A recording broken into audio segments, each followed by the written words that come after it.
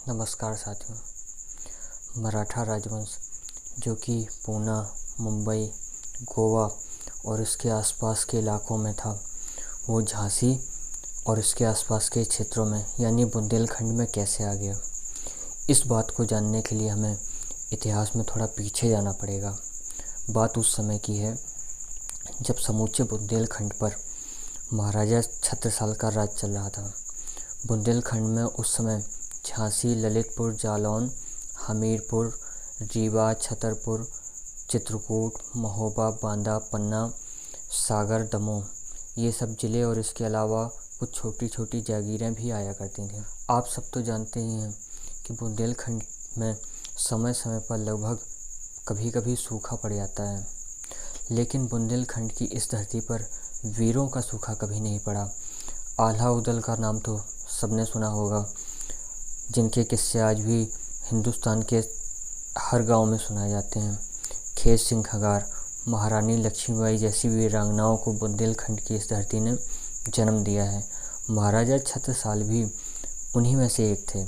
महाराजा छत्रसाल का जन्म 4 मई 1649 को मोर पहाड़िया के जंगलों में हुआ था।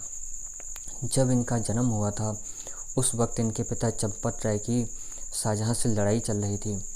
शाहजहाँ की सेना इन्हें जंगलों में ढूंढ रही थी और ये चंपत राय और उनकी पत्नी लाल कुंवर एक जंगल से दूसरे जंगल, दूसरे से तीसरे जंगल अपनी जान बचाते हुए भटक रहे थे। उसी दौरान ओरछा की रानी और दतिया के राजा की मदद से जब ये 12 साल के हुए तब इनके पिता चंपत राय को शाहजहाँ ने मरवा दिया।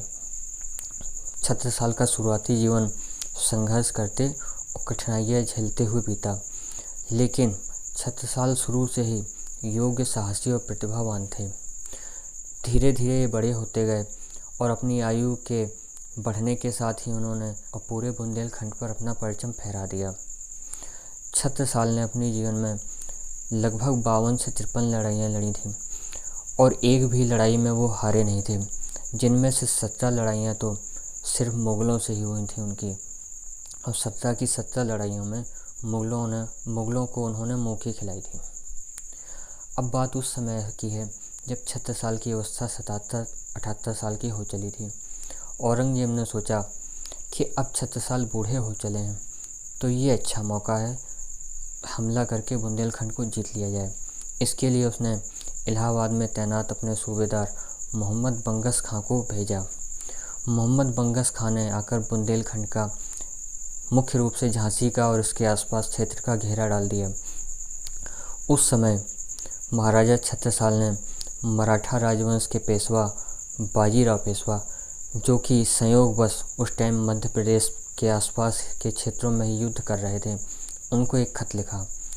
उस खत में छत्रसाल लिखते हैं, ज़्यादा कोई बहुत बड़ी बात नहीं लिखी उन्होंने, सिर्फ 2 लाइन का एक दोहा लिखा था। वो दोहा कुछ ऐसे था, जो गति भई गजेंद्र की, सो गति पहुँची आज, बाजी जात बुंदेल की, राखो बाजी लाज। छत्रसाल के इसी दोहे को पढ़कर बाजीराव पेशवा जहाँ थे वहाँ से सीधे बुंदेलखंड के लिए कूच कर गए। बाजीराव पेशवा मध्य प्रदेश से बुंदेलखंड आ गए, लेकिन यहाँ पर आते ही उन्होंने महाराजा छत्रसाल से एक शर्त रख दी। उन्होंने कहा, हम युद्ध में आपकी मदद तो ज़रूर करेंगे, लेकिन उसके लिए आपको हमें अपना तीसरा पुत्र स्वीकार करना पड़ेगा।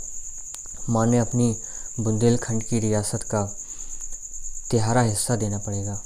महाराजा छत्रसाल ने पेशवा की इस बात को एक्सेप्ट कर लिया। शाहजहाँ की सेना और छत्रसाल की सेना में युद्ध शुरू होता है, जो कि 2.5 से 3 महीने तक चला। इस युद्ध में जब पेशवा की सेना शामिल हो जाती है तब शाही सेना को अपनी जान बचाकर भागना पड़ा। मोहम्मद बंगस भी जैसे तैसे अपनी जान बचाकर भागा। युद्ध खत्म होने के बाद बाजीराव पेशवा ने महाराजा छत्रसाल से अपने तिहारे हिस्से की बात रखी, जिसे महाराजा छत्रसाल ने खुशी खुशी स्वीकार किया। महाराजा छत्रसाल ने खुशी खुशी बाजीराव पेशवा यानी मराठों को तिहारा हिस्सा दिया।